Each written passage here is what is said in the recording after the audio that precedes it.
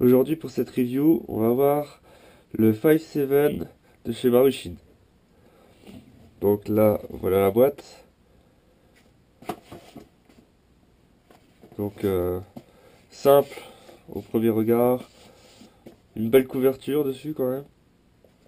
Donc c'est un PA à cartouche de CO2, Blowback. Donc le voilà.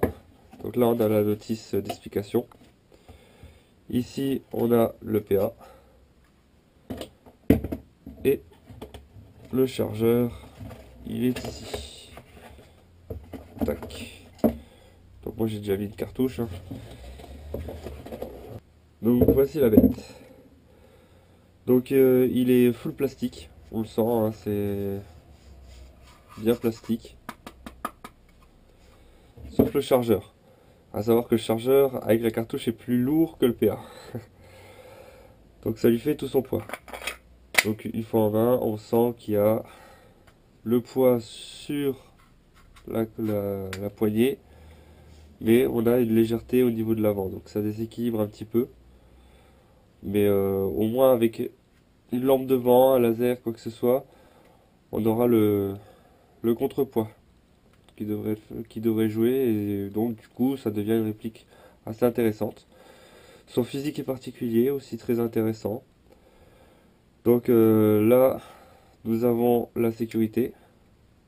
Là il est en mode de tir, là il est en sécurité. Ici le bouton d'éjection du chargeur. Donc là on a la culasse qui revient en arrière et le bouton poussoir. Donc elle a un style assez intéressant. On a quelques marquages Maruchin.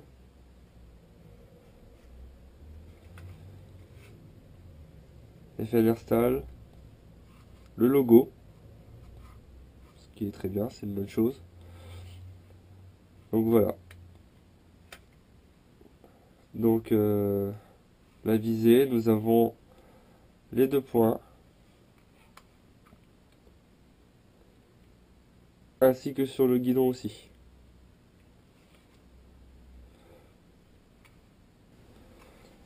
Donc là, je vais vous montrer pour l'entretien. Donc il suffit de reculer légèrement la culasse, actionner le bouton qui est là, et là normalement, elle se décroche. Par contre, elle bloque un petit peu, donc il faut être méfiant. Alors je sais pas si c'est bien qui fait ça. Voilà.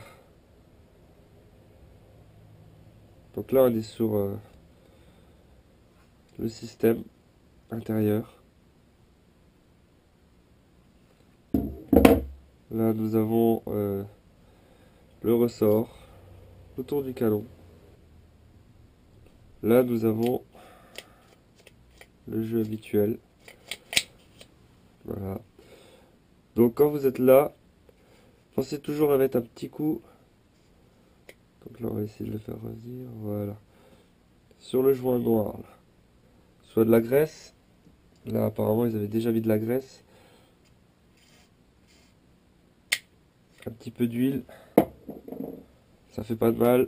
Ça permet de rafraîchir le joint de temps en temps.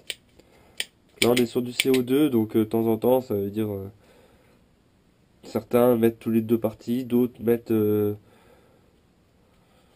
à chaque partie, et d'autres une fois par mois. Donc moi je suis plus du genre à faire une fois par mois. Donc après chacun fait comme il sent. Voilà. Après vous mettez aussi un peu d'huile sur les rails. Normalement vous passez un coup de chiffon aussi si vous pouvez, dans les rails surtout. Et après seulement vous mettez l'huile. Voilà. Là on va passer au remontage. Donc on voit qu'on a un rail ici principalement. Et que là, on doit juste coulisser un tout petit peu. Et une fois qu'on a passé le rebord, on pousse comme on peut pour que ça rentre. Voilà. On revient légèrement en arrière. on réenclenche et logiquement on est bon. Voilà. Donc là on va passer à la phase de tir. Test 5-7.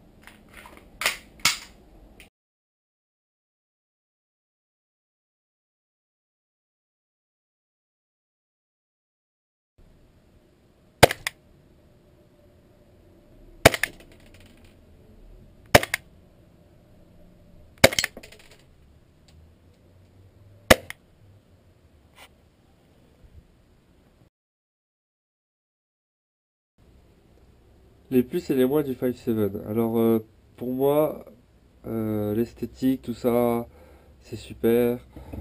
La sécurité qui est plutôt bien placée. D'accord. Le fait qu'il soit blowback, ça c'est bien. Le plastique, le marquage FN. Le plastique sera un point négatif. Après, peut-être que le 5-7 est vraiment dans cette matière-là, ce qui serait vraiment étonnant. Mais sa légèreté est bien. Par contre, point négatif, à partir du moment qu'on met le chargeur, c'est plus pareil. Il devient très lourd. Je comprends pas ce décalage avec l'arrière et l'avant au niveau de la culasse. Vraiment un gros décalage, un gros jeu. Euh, donc ergonomiquement, il est bien. La prise en main est bonne. Le rail à l'avant, ça c'est bien. Par contre, comme vous avez pu voir dans la phase de tir, il est pas vieux, hein. Il doit avoir dans les 6 mois, peut-être un petit peu plus. Il a fait une partie et il commence déjà à bugger. Donc, petite fragilité que je n'apprécie guère. Voilà, donc après, bon, il est au prix d'environ 150 euros. Je pense, je pense qu'il les vaut presque. Mais là, ce bug là me fait un petit peu froid dans le dos. Et je me dis, est-ce que c'est tous les 5-7 qui ont ce problème là au bout de 6 mois? Moi, j'espère pas. Donc après, à vous de faire votre choix. Est-ce que vous prenez le risque ou pas? Moi, perso, je trouve qu'il est bien. Jusqu'à qu'il bug, je trouvais qu'il était très bien, que ça allait. 150 euros, c'était un prix correct. Mais voilà, après, au bout d'un moment, faut savoir faire la part des choses. Donc, je vous souhaite des bonnes parties, un bon achat si vous le prenez, en espérant qu'il n'y aura pas de problème avec. Et puis, n'oubliez pas de vous abonner, et puis à la prochaine.